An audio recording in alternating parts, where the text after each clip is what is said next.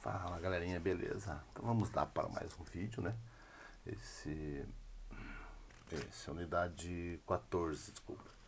Então ela começa na 16 ali do didático, né? E se estende até a página 20, a página 30. Ali na página 27 temos as cruzadas. Então diz assim em cima: entre os séculos 11 e 13, os cristãos europeus promoveram expedições militares rumo ao Oriente com o objetivo de expulsar turcos islamizados de lugares considerados sagrados para o cristianismo. Entre estes, a cidade de Jerusalém. É importante salientar que, além de retomar Jerusalém, o Papa pretendia recuperar a influência sobre o território do Império Bizantino, perdida quando ocorreu o cisma da Igreja em 1054. A expedição convocada por Urbano II foi denominada Primeira Cruzada e ocorreu entre 1096 e 1099. Foram 3 anos. Movidas pela fé, cerca de 150 mil pessoas atenderam ao apelo do Papa. Nobres camponeses, mendigos, mulheres e até crianças participaram nessas expedições que foram chamadas de cruzadas. Após a primeira cruzada, foram organizadas mais 7 expedições oficiais. Observe as principais no mapa a seguir. Então, ali no mapinha a seguir, tem ali onde passavam mais ou menos essas expedições. Essas cruzadas elas foram chamadas, né, em nome do cristianismo, vamos dizer assim, em nome da igreja, estava perdendo seus fiéis e territórios de influência, então resolveu fazer essas cruzadas para tentar reaver alguns lugares como Jerusalém, né? Inclusive Jerusalém, que era uma cidade tão sagrada para o cristianismo.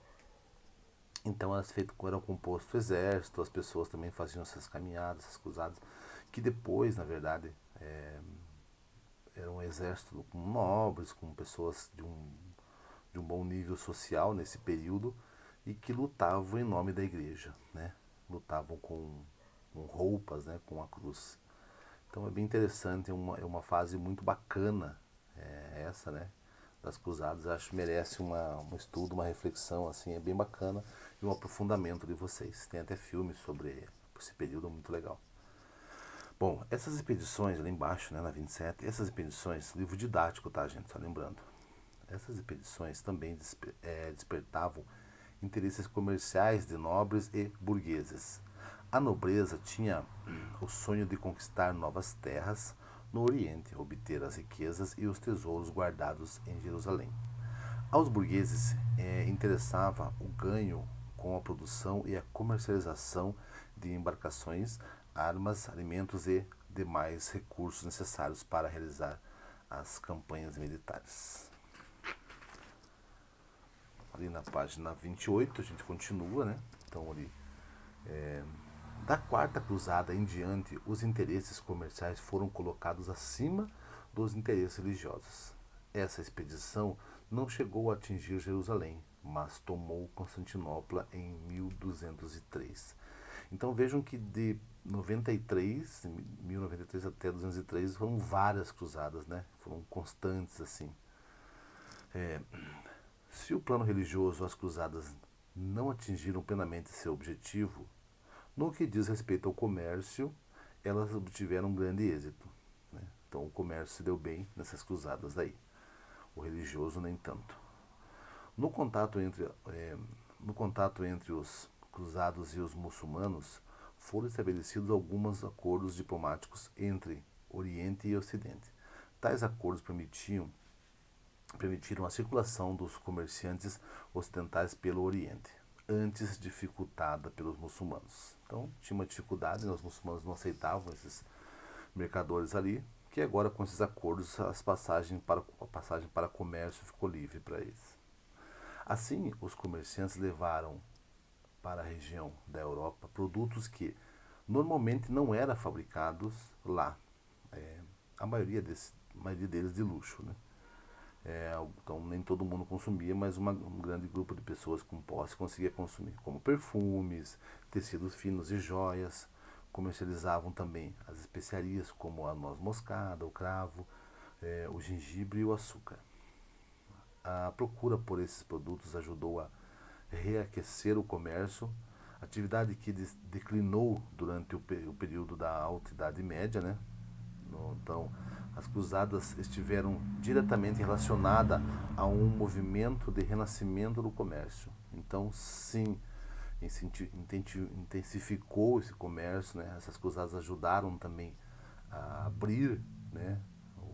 Abrir novas possibilidades de comércio, fazer acordos, né? Assim, de um modo geral. Então, foi muito proveitoso nesse sentido para o comércio. Ali temos a 29. O Império Mongol também acho bacana, a gente vai falar um pouquinho sobre ele ali, né? Então, enquanto o Ocidente vivia entre o apogeu do feudalismo e o renascimento cultural e urbano, no Oriente o Império Mongol dominava imensos territórios.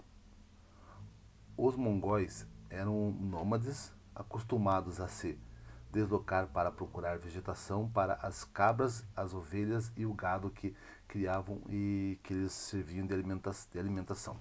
Então esses mongóis eles eram nômades, se locomoviam atrás de pasto, de uma vegetação boa para os seus animais, né?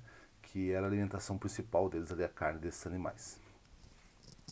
Tanto os meninos como as meninas aprendiam. Tanto os meninos quanto as meninas aprendiam a ser cavaleiros desde criança. Então lá tanto o menino quanto a menina, os dois eram cavaleiros também. Excelentes cavaleiros e exímios arqueiros. Os mongóis conseguiam atirar flechas montados e em movimento. Então isso dava uma diferença grande.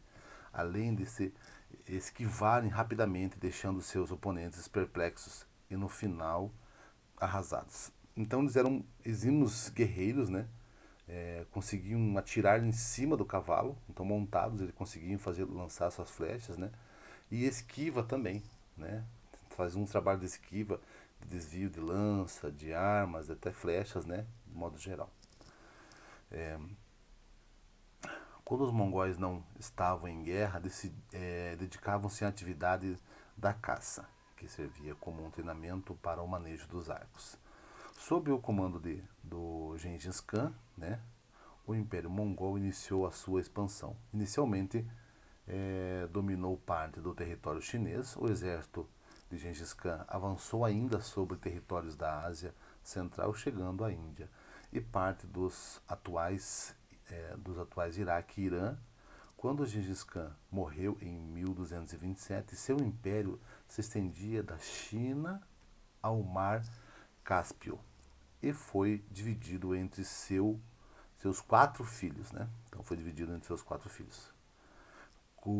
Kublai Khan, neto de Gengis Khan, fundou a dinastia Yuan e mostrou-se impressionado com a cultura chinesa. Seu governo ficou conhecido pelo esforço e bem administrar um imenso império, um imenso território. Foi durante o reinado de Kublai Khan, 1215 a 1294, que o veneziano Marco Polo visitou a China e se tornou seu embaixador perante as mais distantes províncias do vasto império.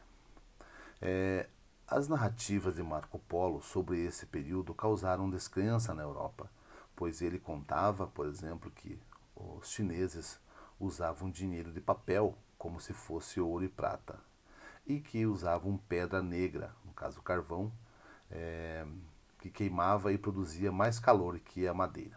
Então, assim, bacana a gente ver tudo isso, a visão desse Marco Polo, quando relatava tudo isso, né? Que os chineses já estavam mais avançados, já usavam papel, dinheiro em papel, né?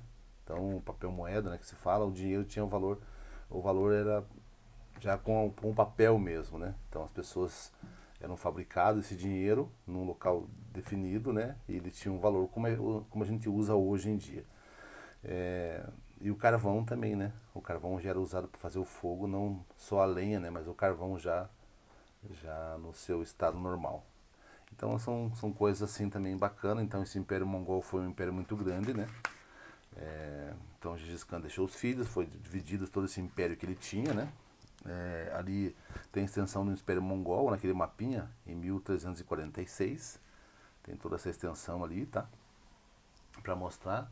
Então é isso, tá, gente? A gente fecha mais uma unidade ali, a 14, tá? E daí a gente vê agora com as revisões e a gente vai trabalhando mais alguns temas que for necessário aí. A gente vai vendo pra frente. Beleza? Um abração pra todo mundo, até lá.